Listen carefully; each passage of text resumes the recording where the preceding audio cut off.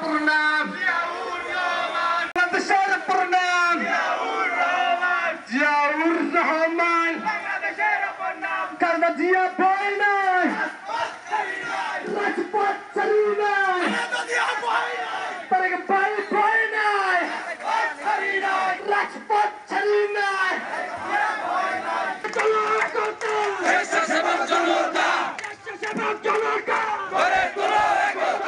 Shiny চুলে এখন হবে সব হেয়ারস্টাইল সিল্কোর দ্বিগুণ শাইনি চুল প্রতিদিন। ভারপ্রাপ্ত চেয়ারম্যান দেশনায়ক তারেক রহমানের নেতৃত্বে যখনই বাংলাদেশ গণতান্ত্রিক বাংলাদেশে রূপান্তরিত হচ্ছিল, দেশে সাধারণ নির্বাচনের দামাল বেঁধে উঠছিল, তখনই চতুর্দিক থেকে ষড়যন্ত্র, নৈরাজ্য, হত্যা, গুম এবং একটি অসহনীয় পরিস্থিতির মধ্য দিয়ে বাংলাদেশের রাজনীতির পরিবেশকে ঘোলাটে করবার চক্রান্তে বিভিন্ন কায়েমি স্বার্থবাদী গোষ্ঠী দেশীয় এবং আন্তর্জাতিক চক্রান্তের মধ্য দিয়ে এদেশের স্বাভাবিক রাজনীতির পরিবেশকে বিনষ্ট করে দেওয়ার জন্য উঠে পড়ে লেগেছে। অপরাধ প্রবণ একটি এরিয়াতে বিচ্ছিন্ন একটি ঘটনাকে কেন্দ্র করে যেই ধরনের পরিবেশ তৈরি করা হয়েছে এবং যেই ধরনের পরিবেশের মধ্য দিয়ে একটি রাজনৈতিক দলের শীর্ষ নেতাকে যে অশালীন ভাষায় আক্রমণ করা হয়েছে, রাজনীতি বিবর্জিত ভাবে আমরা এর তীব্র নিন্দা এবং প্রতিবাদ জানাই।